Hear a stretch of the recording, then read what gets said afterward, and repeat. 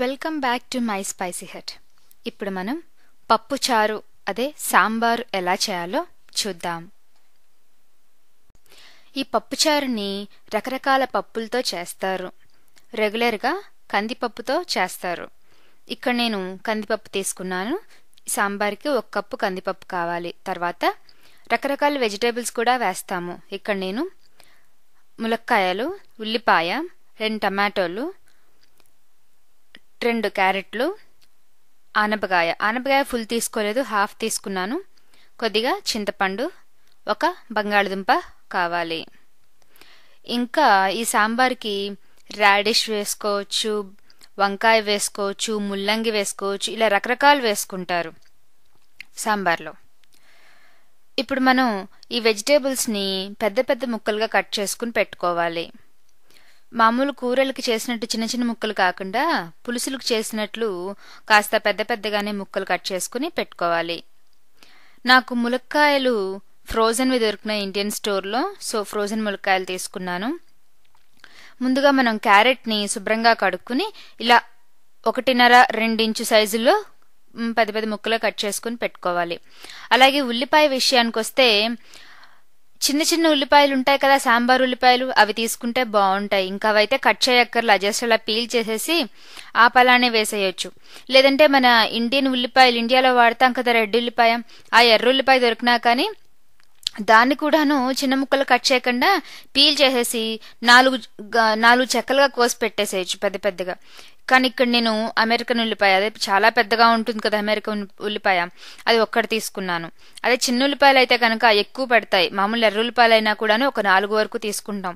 ఈ పెద్ద ఉల్లిపాయ చాలా పెద్ద సైజులో ఉండటం వల్ల 1 తీసుకుని దీన్ని పెద్ద పెద్ద ముక్కలుగా ఇలా చూస్తున్నారు కదా, చాలా పెద్ద పెద్ద ముక్కలుగా కోసి పెట్టుకున్నాను. తర్వాత టమాటోను కూడాను మరీ చిన్న ముక్కలు కాకుండా 1 టమాటో 4 ముక్కలు అయ్యేలాగా అడ్డంగా 1 కట్ట, నిలువుగా కట్ చేస్తే 4 ముక్కలు అవుతుంది కదా, అలా కట్ చేసుకుని పెట్టుకోవాలి. ఆనపకాయని శుభ్రంగా తొక్కంతా పీల్ చేసేసుకుని కడిగేసి ఇలా 2 ఇంచుల పొడవు 2 ఇంచుల ఎడల్పు వచ్చేలాగా ముక్కలు కట్ చేసుకుని పెట్టుకోవాలి. కూరకి తరిగినట్లు మరీ సన్నగా కాకుండా పులుసుకు తరిగినట్లుగా కొంచెం పెద్ద సైజు ముక్కలే తరుక్కోవాలి. ఇక్కడ ఆనపకాయ ఎంత తీసుకోవాలి అంటే అది మీరు వేసే పప్పుని బట్టి ఉంటుంది. ఇక్కడ 1 కప్పు పప్పు కాబట్టి క్వాంటిటీ ఎంత వస్తుంది, ఒక పెద్ద గిన్నెడు సాంబార్ వస్తుంది 1 కప్పు పప్పుకి. దీన్ని బట్టి నేను హాఫ్ ఆనపకాయ తీసుకున్నాను. అసలు ఫుల్ ఆనపకాయ సైజ్ చూస్తేనే 3 ఉంటుంది, ఆ 3లో నేను హాఫ్ తీసుకున్నాను. 3 అంటే ఎంత, మన మోచేయి ఎంత, మన పామ్ దగ్గర నుంచి మోచేయి ఎంత పొడవు ఉందో అంత ఉంటుంది ఆనపకాయ, దాంట్లో నేను హాఫ్ తీసుకున్నాను.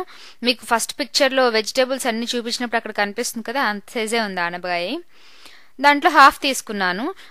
అంటే సుమారు ముక్కల వయసు చూసుకుంటే ఒక 10 to 15 ముక్కలు వచ్చేలాగా సరిపోతుంది. అలాగే పొటాటోను కూడా తొక్కంతా శుభ్రంగా పీల్ చేసుకుని కడిగేసి ఇలా పెద్ద పెద్ద ముక్కలుగా కట్ చేసుకుని పెట్టుకోవాలి. ఇంకా ములక్కాయ విషయానికి వస్తే ఎలాగో ములక్కాయ నాకు ఫ్రోజన్ దొరుకుతుందని చెప్పాను కదా, ఈ ఫ్రోజన్ ఎలాగో కట్ చేసి పెట్టేసే ఉన్నాయి, సో వాటితో ప్రాబ్లం లేదు. అవి కొంచెం వాష్ చేసేసుకుని పెట్టేసుకుంటే సరిపోతుంది. మనం ముందుగా పప్పుని మెత్తగా ఉడికించుకోవాలి. దానికని పప్పుని ప్రెషర్ కుక్కర్లో తీసుకుని శుభ్రంగా కడిగేసి 1కి 3 కప్పులు చొప్పున నీళ్లు పోసి 3 విజిల్స్ రానిస్తే చక్కగా ఉడుకుతుంది, మెత్తగా ఉడికిపోతుంది పప్పు. ఈ పప్పుని మనం పేస్ట్ లాగా మెతుపుకోవాలి. ఎందుకంటే పప్పులో మనం నీరు పోసినప్పుడు ఈ పప్పు నీటిలో కలిసిపోవాలి, అడుగున సెటిల్ అయితే మనకి సాంబార్ శుభ్రంగా కలవదు. అందుకనేసి పప్పు శుభ్రంగా నీటిలో కలిసిపోయేందుకు మనం పేస్ట్ లా చేస్తున్నాం. ఈ పేస్ట్ చేయడానికి మన దగ్గర పప్పు గుత్తున్నా పర్వాలేదు, లేదంటే చిన్న కవ్వం ఉంటుంది కదా, మజ్జిగ చేసే కవ్వం చిన్నది, దాంతో గెలకొట్టిన పప్పు పేస్ట్ అవుతుంది. లేదంటే మీ సాంబార్ గరిటె ఉంటుంది కదా, గుంట గరిటె, దాంతో పప్పుని చక్కగా మెతిపి అంచులకేసి రుద్దుకుంటూ పప్పును గట్టిగా మెతిపేసినా గానీ, బాగా కలిపేసినా గానీ పప్పు పేస్ట్ లాగా అవుతుంది. ఇలా చూస్తున్నారు కదా, అలా ఇలా గట్టిగా మెతిపేస్తే పేస్ట్ లాగా అవుతుంది. ఫాస్ట్ గా స్పీడ్గా అంటే తొందరగా పేస్ట్ అవుతుంది. నేను పప్పుని చిన్న సైజ్ కుక్కర్లో ఉడికించి పెట్టుకున్నాను. ఇప్పుడు ఈ కట్ చేసుకున్న వెజిటేబుల్స్ని ఈ పప్పులో వేసి ఒక్క విజిల్ రానిస్తే మెత్తగా ఉడుకుతాయి తొందరగా. అందుకనేసి నేను పెద్ద సైజ్ కుక్కర్లోకి పప్పుని ట్రాన్స్ఫర్ చేస్తున్నాను. ఎందుకంటే చిన్న కుక్కర్లో వెజిటేబుల్స్ అన్నీ పట్టవు కదా, అందుకనే పెద్ద సైజ్ కుక్కర్లో ట్రాన్స్ఫర్ చేస్తున్నాను. అలా కాకుండా ఒకేసారి ట్రాన్స్ఫర్ చేసే పని లేకుండా పెద్ద సైజ్ కుక్కర్ తీసుకుని పప్పును ఉడికించుకుని పెట్టేసుకోవచ్చు. అలా అయినా చేయొచ్చు. లేదంటే సాంబార్కి మనకి పెద్ద సైజు గిన్నె కావాలి. 1 కప్పు పప్పు అంటే సాంబార్ చాలా ఎక్కువ వస్తుంది, పెద్ద సైజు గిన్నెకి వచ్చేస్తుంది సాంబారు. అందుకనేసి మనం పప్పు ఉడికించుకున్నాక ఈ ముక్కల్ని ప్రెషర్ కుక్కర్ చేయకుండా ఓపెన్ గా అయినా కుక్ చేసుకోవచ్చు. పెద్ద సైజు గిన్నె తీసుకుని ఈ పప్పుని దాంట్లో గిన్నెలో ట్రాన్స్ఫర్ చేసి ఆ ముక్కలు వేసి ఓపెన్ గా అయినా కుక్ చేసుకోవచ్చు. కానీ ఈ సాంబార్ త్వరగా ఉడకాలి, తొందరగా అయిపోవాలి, పప్పులు ఈ ముక్కలు త్వరగా ఉడకాలి అనుకుంటే ఇలా ప్రెషర్ కుక్కర్లో వేస్తే 1 విజిల్ రానిస్తే ముక్కలు తొందరగా ఉడికిపోతాయి, సాంబారు త్వరగా అయిపోతుంది. ఇప్పుడు పెద్ద కుక్కర్లోకి షిఫ్ట్ చేసుకుని దాంట్లో ఈ తరిగిన ముక్కలు వెజిటేబుల్స్ అన్నీ వేసేసుకోవాలి, 1 ఉల్లిపాయ తప్పించి వేసేసుకుని దాంట్లో కొద్దిగా మనం తీసుకున్న చింతపండు ఉంది కదా, నిమ్మకాయ సైజులో సగం ఆ చింతపండు కూడా వేసుకుని 1 గ్లాస్ నీరు పోసి కలపాలి. ఎందుకంటే పప్పు మళ్ళీ ఉడికిస్తున్నాం, అడుగంటకూడదు కదా, అందుకని 1 గ్లాసు నీరు పోస్తే ఆ తేమకి వెజిటేబుల్స్ కూడా ఉడుకుతాయి, పప్పు కూడా అడుగంటదు. అలా 1 గ్లాస్ నీరు పోసుకుని పప్పు తిప్పేసి ఒకసారి అలా తిప్పేసి మూత పెట్టేసి 1 విజిల్ కనుక మనం రానిస్తే ముక్కలు చక్కగా ఉడికిపోతాయి, మనకి సాంబార్ చాలా త్వరగా ఫినిష్ అవుతుంది. ఇప్పుడు 1 విజిల్ వచ్చాక చూస్తే ముక్కలు చక్కగా ఉడికి ఉంటాయి. దీంట్లో తగినన్ని నీరు పోసుకోవాలి. సాంబార్ మరీ చిక్కగా కాకుండా మరీ పల్చగా కాకుండా ఉండాలి. అలా దానికి తగినంతగా నీరు పోసుకోవాలి. సుమారు 1 గ్లాస్ పప్పుకి ఉడికించిన తర్వాత తీస్తే కనీసం 4-5 గ్లాసులు నీళ్లు ఈజీగా పడతాయి.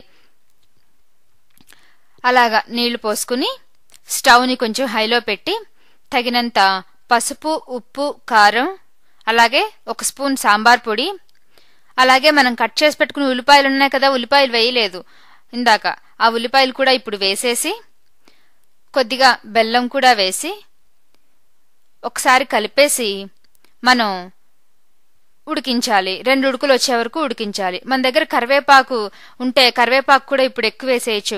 కరివేపాకు ఆకులుగా విడతీయకుండా అలా రెమ్మలు ఉంటే రెమ్మలు కూడా వేసేసుకుంటే మంచి సువాసన వస్తుంది. దాని ఎసెన్స్ అలాగే ఆ కరివేపాకులో ఉన్న మంచి గుణం అంతా సాంబార్లోకి వచ్చేస్తుంది. తర్వాత మనం సాంబార్ అయిపోయాక కరివేపాకు రెమ్మలు తీసేయచ్చు. మా ఇంట్లో అయితే కరివేపాకు గుత్తులు వేసేవారు, చెట్టు ఉండేది, ఇలా గుత్తులు వేసేవారు. అలా ఎంత ఎక్కువ వేసుకున్నా కానీ కరివేపాకు మంచిదే.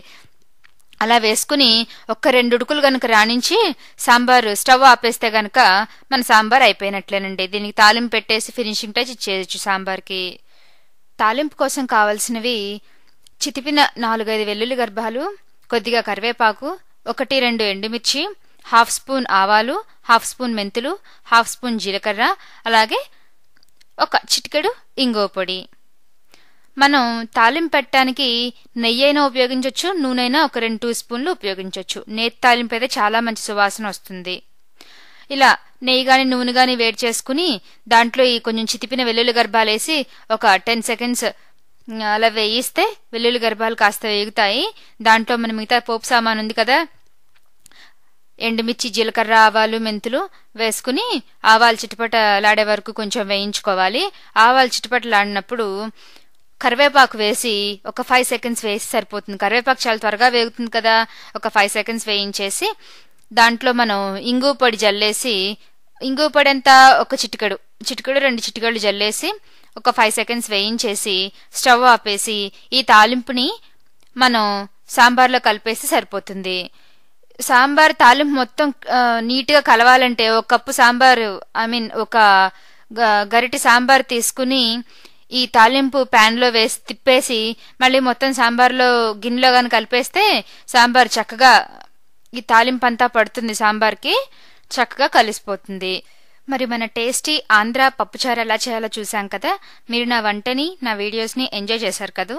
నా మరిన్ని రెసిపీస్ అండ్ వీడియోస్ కోసం నా వెబ్సైట్ విజిట్ చేయండి. నా website address myspicyhut.com. Thank you.